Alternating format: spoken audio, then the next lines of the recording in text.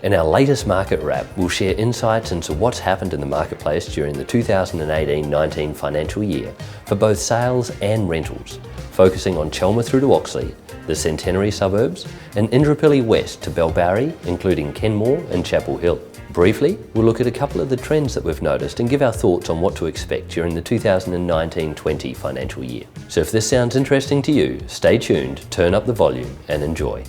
Hi, I'm Brad Robson, the Sales Manager here at Place Graceville, and on behalf of the entire team, welcome to our end of financial year market wrap-up. Wow, for a year full of negative press, the results certainly haven't lined up with what the journalists were predicting. Yes, Sydney and Melbourne took a hit, but according to the REIQ Market Monitor report, Brisbane saw 1.5% growth for the financial year.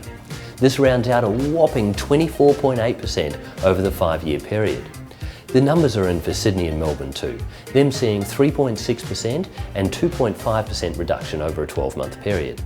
The good news for homeowners across the nation, it looks as though the tide has turned on perception, with more and more good news stories coming out of the press gallery.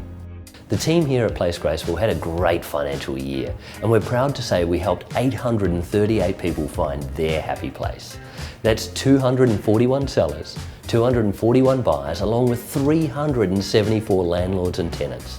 But more than helping them find their happy place, our clients awarded us with a 5-star rating on Rate My Agent, making us the agency recommended the highest in Chelmer, Graceville, Corinda, Indooroopilly and Chapel Hill.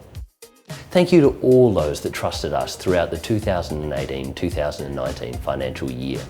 Our goal is to help even more of you during the year ahead. An interesting trend that we noticed during the lead up to the election was in the rental space. We noticed an increase in the number of investors either selling their investment property or moving in. Since the election, we've seen a return to, well, business as normal, where things seem to have stabilised out. We've also noticed a change in buyer sentiment since the election, with a lot less buyers concerned about what the future may or may not bring. This is positive news for homeowners, sellers and investors, as the improved mood positively impacts on home prices.